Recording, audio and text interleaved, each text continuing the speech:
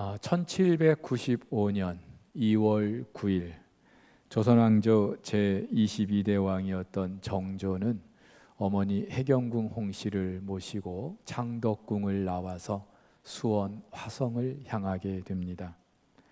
33년 전 죽은 아버지 사도세자의 무덤을 찾아 참배하기 위함도 있었고요.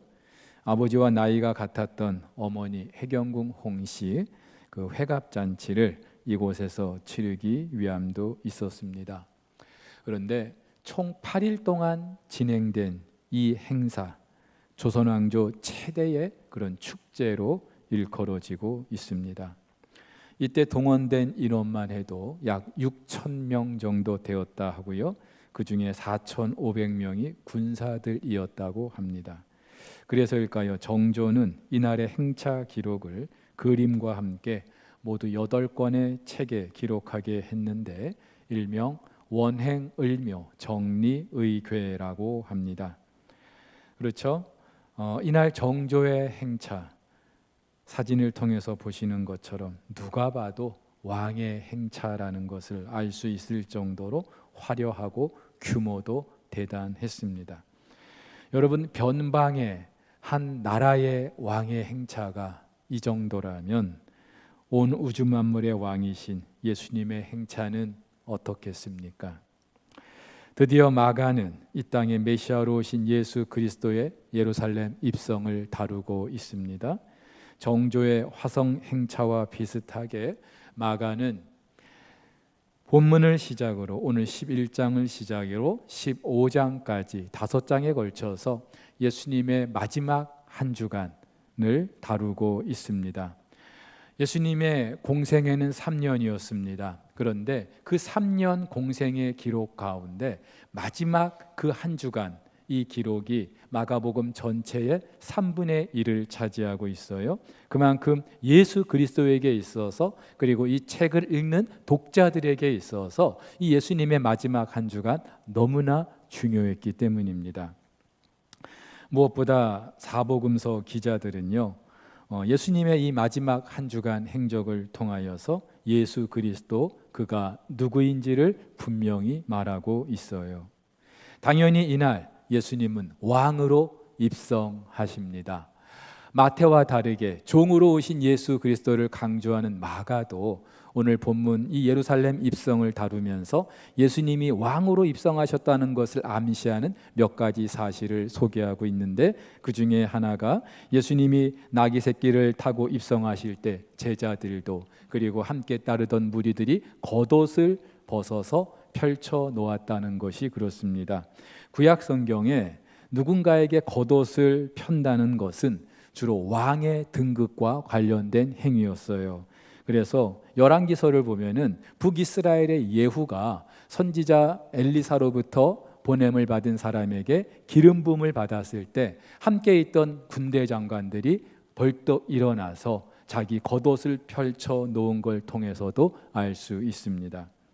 아울러서 오늘 예루살렘으로 예수님이 오르실 때에 사람들이 이렇게 외칩니다. 호산나 찬송하리로다 오는 우리 조상 다윗의 나라여. 여기서 이 나라여 헬라어로 바실레이아라고 하는데 왕국을 말합니다.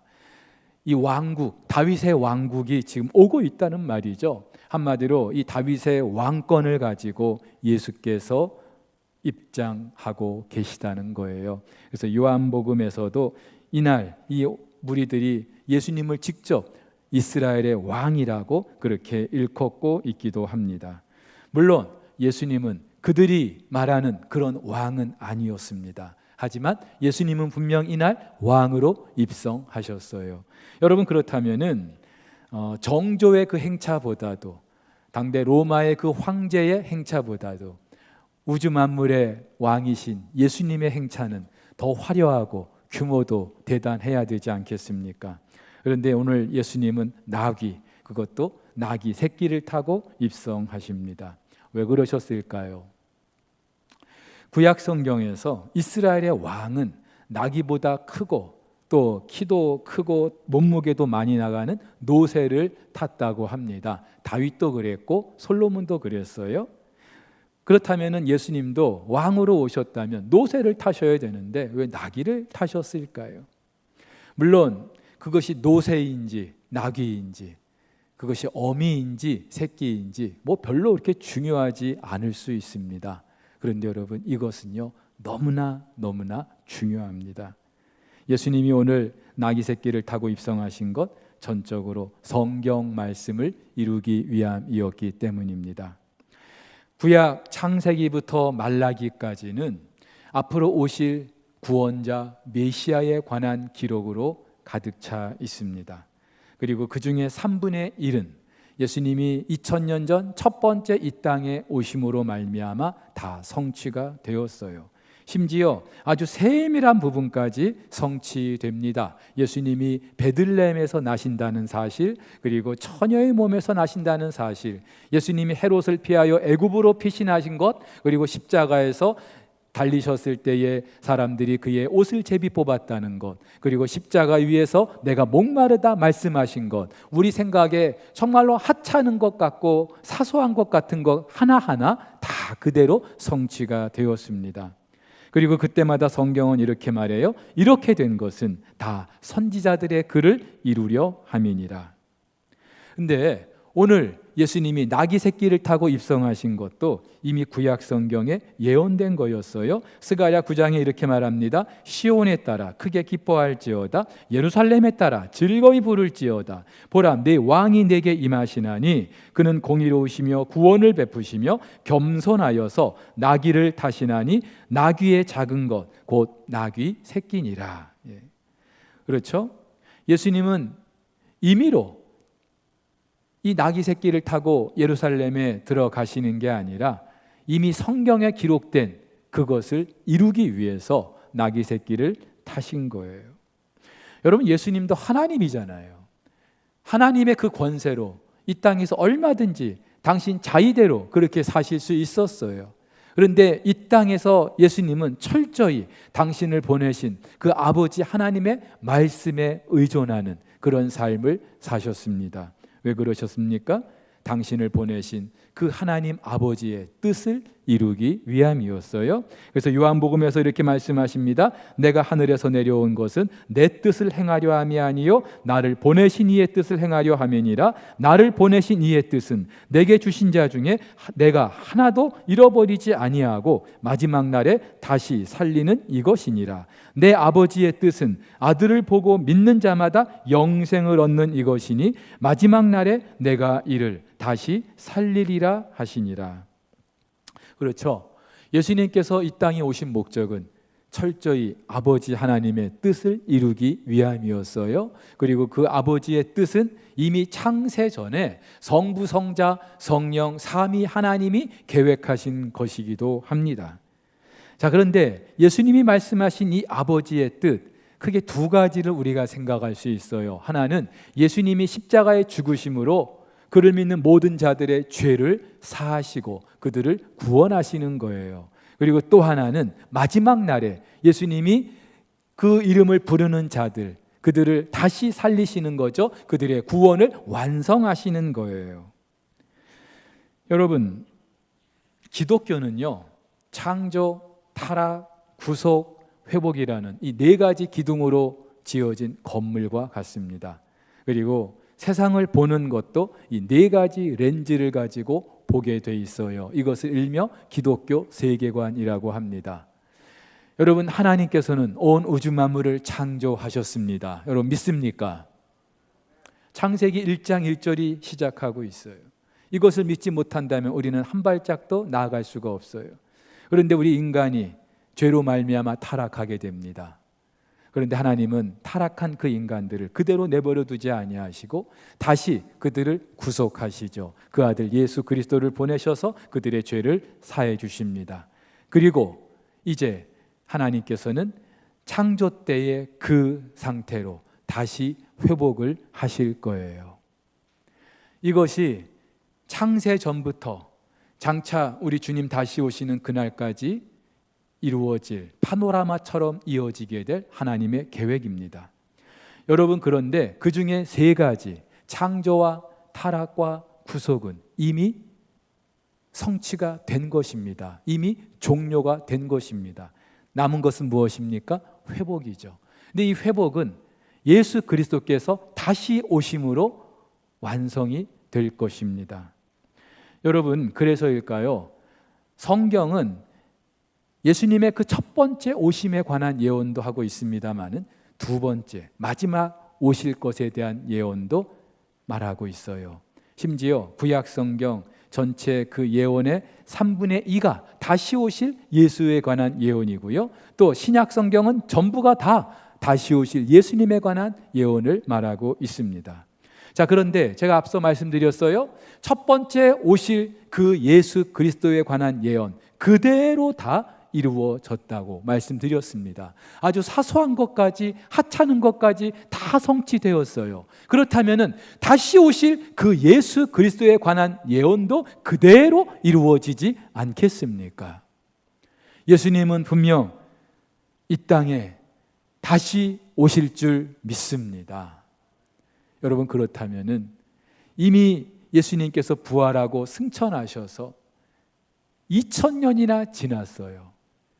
그러면 이 2000년이나 지난 지금 이 시간을 살아가는 저와 여러분들 어떻게 살아야 될까요? 오실 그 예수 그리스도를 사모하면서 그 재림을 준비하면서 살아야 되지 않겠습니까? 그렇다면 어떻게 사는 것이 재림을 준비하는 삶일까요? 예수님께서 성경에 예언된 그 말씀을 이루기 위하여, 하나님의 뜻을 이루기 위하여 철저히 말씀에 순종하며 사셨던 것처럼 저와 여러분들도 철저히 말씀에 순종하는 삶을 살아가야 되지 않겠습니까? 그런데 과연 우리가 그렇게 지금 살고 있습니까? 저만 봐도 그렇지 못한 것 같아요. 모태신앙이라고 하는데, 어려서부터 목사가 되겠다고 했고 목사가 되었는데 정작 삶 속에서 내 생각이 앞설 때가 많고 내 뜻이 앞설 때가 많은 제 모습을 보게 됩니다. 저만 그렇습니까? 여러분들도 그렇지 않습니까? 여러분, 그렇다면은 당연히 예수 그리스도의 그 핏값으로 구속함을 받은 저와 여러분, 예수님처럼 철저히 그 말씀에 순종하는 삶을 살아내야 하는데 우리는 왜 그렇게 살지 못할까요? 좀 더 궁극적인 이유가 있습니다. 오늘 예수님께서 예루살렘에 가까이 오셔서 제자 중 둘을 보내시며 이렇게 말씀하셔요. 너희는 맞은편 마을로 가라. 그리로 들어가면 곧 아직 아무도 타보지 않은 나귀 새끼가 메어 있는 것을 보리니 풀어 끌고 오라. 만일 누가 너희에게 왜 이렇게 하느냐 묻거든 주가 쓰시겠다 하라. 그리하면 즉시 이리로 보내리라. 여러분, 예수님으로부터 이 명을 받은 제자들 어떤 마음이었을까요? 제가 여러분 중 한 분에게 저기 평화공원 앞에 가면 벤츠 한 대가 놓여 있을 것입니다. 가서 그 벤츠 한 대를 좀 몰고 오십시오. 누가 그 벤츠를 왜 가져가냐 물으면은 석포교회 최문식 목사가 쓰겠다고 해서 끌고 가는 겁니다. 여러분, 제가 그렇게 여러분들에게 부탁을 드리면 여러분들이 순종할 수 있겠어요? 또 여러분이 가서 석포교회 최문식 목사가 쓴다고 합니다. 그러면은 선뜻 내줄 사람이 있겠어요? 지금 예수님의 제자들 심정이 아마 그렇지 않았을까요? 예수님은 하나님이시죠. 그래서 어디에 무엇이 있는지 다 알고 계셨어요. 나귀 새끼가 있는 그 지점을 분명히 알고 계셨어요. 그런데 여러분, 그래도 이 나귀는 주인이 있는 나귀 아닙니까? 주인이 있는 나귀를 내 임의로 끌고 온다면 그것은 절도가 되는 거죠. 그래서일까요? 예수님이 뭐라고 말씀하셔요? 누가 뭐라 하면 주가 쓰시겠다고 하거라. 주가 쓰시겠다고 하거라. 여기서 말하는 이 주, 헬라어로 큐리오스라고 하는데 두 가지 의미로 우리가 해석할 수 있어요. 하나는 말 그대로 주인이라는 말이에요. 그렇다면 지금 예수님은 이 나귀의 주인이 누구라는 말이에요? 당신이라는 것이죠. 그 나귀의 주인이 있겠죠. 근데 그 사람이 진짜 주인이 아니라 내가 그 나귀의 진짜 주인이다. 그렇기 때문에 진짜 주인이 잠시 그에게 위탁한 것뿐이고, 그래서 진짜 주인이 돌려달라고 할 때에 그 사람은 그 나귀를 돌려줄 것이다. 지금 이 말씀이거든요. 또 이 주라고 하는 말은 성경에 하나님이라는 말로도 사용됩니다. 히브리어로 아도나이라고 하는데 주로 하나님을 칭할 때 이 주라는 말을 썼어요. 지금 예수님께서는 당신 자신을 일컬어 주라고 말씀하시죠. 그래서 대부분의 영어 성경에도 보면은 로드, 대문자로 번역이 되어 있습니다. 그렇기 때문에 하나님이 쓰시겠다고 하라. 지금 그 말씀이거든요. 여러분, 구약 시대에는 왕의 징발권이라는 게 있었습니다. 한 나라 왕은 자기가 필요에 따라서 백성들의 그 소유 가운데 그 무엇을 임의로 그렇게 징발할 수 있었어요. 그것이 사람이든 물건이든 짐승이든. 하물며 우리 주 예수 그리스도는 온 우주 만물의 왕이십니다. 그 왕이신 하나님께서, 예수님께서 쓰겠다고 하는데 이것을 마다할 사람이, 싫다고 할 사람이 누가 있겠어요? 그래서 오늘 이 나귀의 주인도 이 제자들의 말을 듣고 순순히 나귀를 가도록 허락해 주었습니다. 자, 근데 여기서 질문이 있어요. 여러분이 만약에 그 나귀 주인이라면 적어도 두 가지가 이해가 돼야, 인정이 돼야 나귀를 보내줄 것입니다. 하나, 이 나귀의 주인 내가 아니라 진짜 주인이 따로 있다. 그렇죠? 그리고 또 하나, 그 진짜 주인이 바로 온 우주 만물의 주인이신 하나님이시다. 예수 그리스도이시다. 메시아로 오신 예수님이시다. 이러한 이해가 있어야만이 가능한 일이었어요. 그런데 어떻게 이 주인이 이 사실을 알았을까요? 아무 생각 없이 주가 쓰시겠다 하라 그러니까 예 알겠습니다 그렇게 내보낸 걸까요? 아니죠. 저와 여러분들도 한번 그 입장이 돼 보세요. 누가 주가 쓰시겠다고 하라 그러면 순순히 내드릴 수 있겠어요? 그것이 아무리 작은 것이라도. 적어도 오늘 이 본문의 나귀 주인은 이 사실을 알고 있었어요. 어떻게 알게 된 걸까요? 성경에는 기록이 안 돼 있어요. 그런데 제가 이 말씀을 묵상하면서 한 가지 생각한 것이 있어요. 예수님께서 그에게 이 모든 사실을 알게 하신 거예요. 어떤 방법을 쓰셨는지는 모르겠어요. 그런데 알게 하신 거예요. 그래서 이 나귀 주인은 내가 이 나귀의 주인이 아니라 진짜 주인이 따로 있다는 사실, 그가 달라 하니까 다시 되돌려 드리는 거예요. 여러분, 이걸 보면은요, 저와 여러분들이 구원을 받았다는 것이 진짜 하나님의 은혜라는 사실을 다시 한번 깨닫게 됩니다.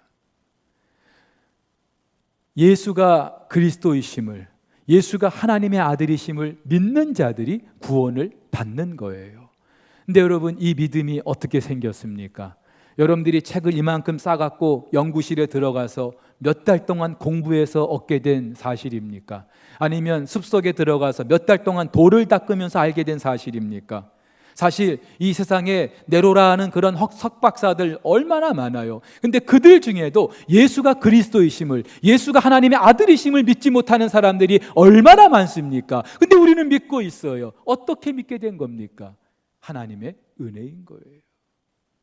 하나님께서 그 성령을 보내셔서 우리를 감동시키시고 예수가 하나님의 아들이심을, 그리스도이심을 알게 하시고 깨닫게 하시고 그것을 믿게 해주신 줄 믿으시기를 바랍니다.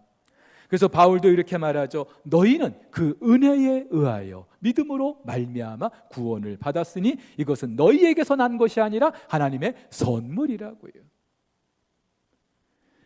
자, 여러분, 그렇다면은 내가 예수를 그리스도라고 고백하고 하나님의 아들로 부르고 있다면 이것이 진짜인지 거짓인지, 지금 내가 알고 있는 이 지식이, 그리고 내가 말하는 이 믿음이 진짜인지 거짓인지 이것을 증명해 보일 수 있는 방법이 있어요.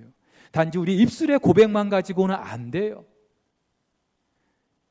예수가 그리스도이신지 하나님의 아들이신지 정말로 저와 여러분들이 믿는다면은 이걸 우리가 스스로에게 물어볼 수 있어야 돼요. 내가 주인인지 아니면 나는 청지기에 불과한지. 사랑하는 우리 성도 여러분, 하나님은 온 우주 만물을 창조하신 분이에요. 온 우주 만물의 소유주가 되시는 분이에요. 그리고 우리는 그분이 지은 피조물에 불과하고요. 지금 우리에게 그 무엇이 있다 해도 그것은 우리에게 잠시 맡겨주신 하나님의 청지기에 불과합니다.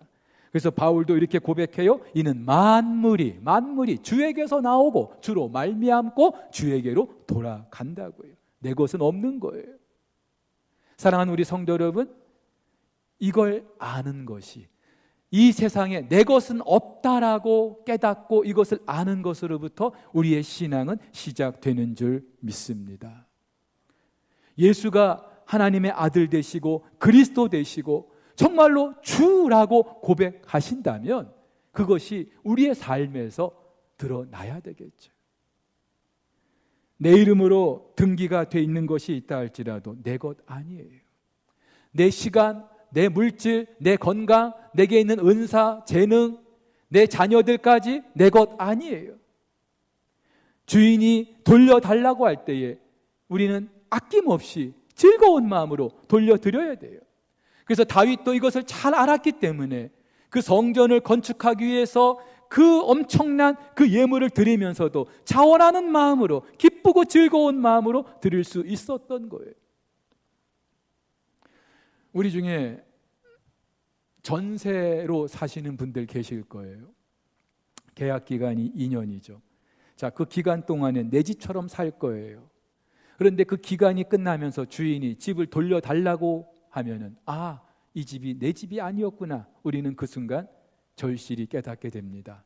마찬가지로 내게 있는 그 무엇, 우리 주님께서 다시 돌려달라고 할 때 내가 주인이 아니었구나. 우리는 비로소 깨닫게 되는 거예요. 아무리 내 거라고 우겨도 소용없어요. 여러분, 누가복음에 보면은 예수님께서 영혼까지도 자기 거라고 우겨대는 그 한 부자에게 이렇게 말씀하시죠. 어리석은 자여, 오늘 밤에 내 영혼을 도로 찾으리니 그러면 내 준비한 것이 누구의 것이 되겠느냐. 이 사람은 추수한 그 곡식 그리고 창고에 있는 그런 모든 것들이 다 자기 거라고, 심지어 자기 영혼까지도 자기 거라고 착각을 하고 있었어요. 근데 우리 주님 뭐라고 말씀하셔요? 도로 찾겠다고. 도로 찾는다는 것은 내 것이 아니라는 말이죠. 여러분, 그렇게 보면은요, 내게 좀 남다른 그 무엇이 있다고 해서, 좀 물질이 넉넉하다고 해서, 건강이 있다고 해서, 남보다 좀 많이 배웠다고 해서, 좋은 학교 나왔다고 해서 우쭐댈 필요 하나도 없어요. 하나님께서 우리에게 허락하신 것뿐이고, 그 허락하셨을 때는 분명히 그만한 목적이 있기 때문에, 반대로 내게 그 무엇이 없어도 이것 때문에 속상해하고 염려하고 걱정할 필요 없어요. 앞으로 어떻게 사나? 걱정할 필요가 없어요. 우리 주님께서는 공중의 새도 들의 백합화도 입히시고 먹이시는 분이기 때문에, 하물며 그 아들 예수 그리스도의 피값으로 우리를 구원해 주셨고 당신의 자녀 삼으셨고 백성 삼으셨는데 우리를 책임져 주지 않으시겠습니까? 여러분, 이렇게 보면은요, 우리가 이 땅에서 당연히 하나님의 말씀대로 순종하며 살아야 되는데 그렇게 살지 못하는 가장 큰 이유, 단지 우리 육신의 소욕 때문이라고 그렇게 말할 수 없어요. 더 본질적인 문제가 있어요.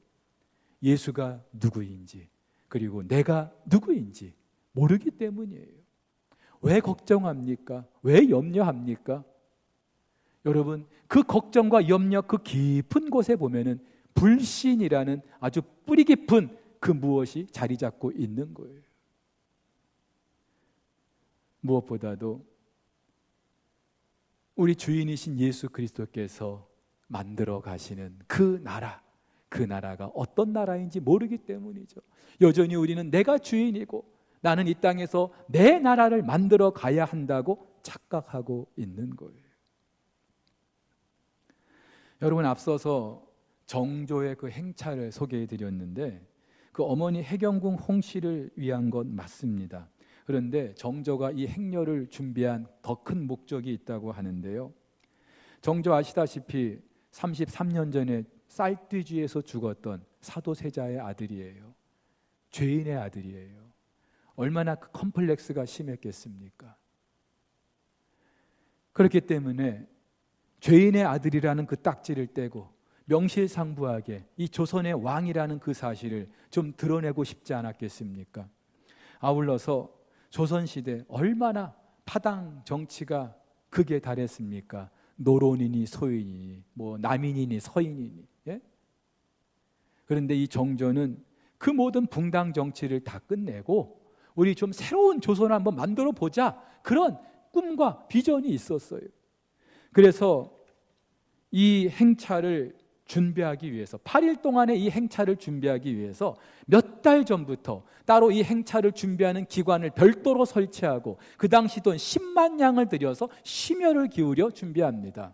10만 양 얼마가 될지 저도 잘 가늠이 되질 않아요. 근데 이렇게 자료를 보니까 영조 정조 때 조선시대 총 통화량이 300만 양이었대요. 그러니까 그 중에 10만 양, 엄청난 돈이에요. 그 정도 돈을 쏟아 부어서 이 8일 동안의 행사를 준비한 거예요. 실제로 이 행렬을 오가는 길에 백성들의 민원을 살피기도 하고요. 또 지방에 숨겨진 그 인재를 등용하는 과거 시험을 치르기도 하고요. 또 경기대 그 일대를 직접 방문하면서 방위 체계를 점검하고 군사 훈련을 직접 시키기도 했어요. 여러분 보시는 그림 다 그 그림이 그 그림 같은데 김홍도가 그 정조의 이 행차를 다 한 컷 한 컷 그림으로 그려놓은 거예요. 여러분, 그런데 예수님께서 예루살렘에 입성하시는 것은 한 나라가 아니죠. 전 우주적인 그 하나님 나라를 이루시기 위함이었어요. 눈에 보이는 세상 나라가 아니라 사탄의 권세를 이기시고 하나님의 그 나라, 완전한 그 나라를 이루시기 위함이었어요. 근데 이 나라를 이루기 위해서 몇 달을 준비하셨어요? 몇 년을 준비하셨어요? 아니요. 창세 전부터 계획하셨고 준비하셨어요. 여러분, 그렇다면은 이 하나님 나라에 저와 여러분들이 쓰임 받는다는 것이 얼마나 큰 영광일까요? 오늘 이 나귀 새끼를 타고 입성하셨어요. 여러분이 나귀 새끼를 타고 입성하시는 것도 그냥 우발적으로 일어난 일이 아니에요. 뭘 타고 갈까 고민하다가 저기 나귀 새끼 있네, 저거 끌고 와, 이런 게 아니에요. 이 나귀 새끼를 끌고 가기로 한 것이 이미 500년 전에 스가랴 선지자를 통하여 예언이 된 것이었어요. 사랑하는 우리 성도 여러분, 하나님 그 나라를 이루기 위하여서 말 못하는 이 미물에 관한 계획도 500년 전에 계획하신 그 하나님, 그 아들 예수 그리스도의 십자가 보혈로 구속함을 받은 저와 여러분들을 향한 그 계획하심이 없으시겠습니까?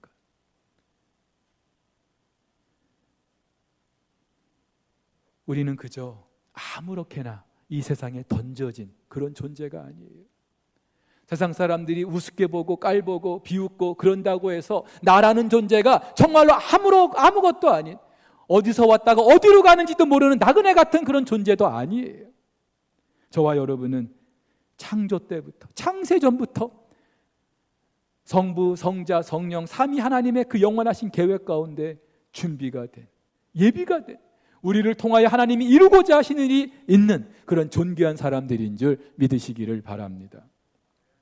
시편 기자가 그래서 이렇게 고백하죠. 주께서 내 내장을 지으시며 나의 모태에서 나를 만드셨나이다. 하나님이여, 주의 생각이 내게 어찌 그리 보배로우신지요, 그 수가 어찌 그리 많으신지요. 주의 생각, 주의 수, 무슨 말이에요? 나를 향한 하나님의 계획, 나를 통하여 이 땅에서 이루고자 하시는 그 하나님의 일, 내가 생각하는 것과는 비교가 안 될 정도로 크고 놀랍다는 거예요. 사랑하는 우리 성도 여러분, 우리 그리스도인의 자존감은 여기서부터 시작되는 거예요. 내가 자라면서 아무리 부모님에게 사랑을 받지 못하고 컸다 할지라도, 내게 있는 것이 남들에게 자랑할 만큼 넉넉하지 못하다 할지라도, 저와 여러분들은 누구나 이런 자존감을 가지고 살 수 있는 그런 사람들인 줄 믿습니다. 사랑하는 우리 성도 여러분, 그것이 무엇이든지 누가 그것을 써주는가, 무엇을 위해서 쓰는가 다릅니다. 이 물컵 하나도 누가 이 물컵을 쓰는지, 무엇을 위해서 쓰는지 달라요. 하물며 저와 여러분들의 인생 누가 쓰시는지, 무엇을 위해서 쓰시는지 이것을 안다면은 저와 여러분들은 이 땅에서 아무렇게나 그렇게 살 수가 없는 거예요. 사랑하는 우리 성도 여러분, 다시 한번 우리가 오늘 고백할 수 있기를 바랍니다. 내가 아니라 예수 그리스도께서 내 삶의 주인이십니다. 그리고 내 나라를 이루기 위해서 사는 게 아니라 하나님 나라를 위하여서 이미 창세전에 계획된 그 일을 이루기 위하여 오늘 저와 여러분들이 보내심을 받았고 그 일에 쓰임받고 있는 줄 믿으시기를 바랍니다. 여러분, 어떤 프로젝트를 계획하고 그것을 진행할 때에 거기에 참여한 모든 구성원들, 먹고 자고 입고 하는 것, 그 책임자가 다 책임져 줄 거예요. 그렇다면 이 나라의 왕이신, 우리의 주인이신 하나님께서 저와 여러분들의 삶을 책임져 주지 않으시겠습니까? 이 믿음을 가지고 이 한 주도 이미 2000년 전 오르셨던 그 길 우리가 뚜벅뚜벅 믿음으로 걸어갈 수 있기를 주의 이름으로 축복합니다.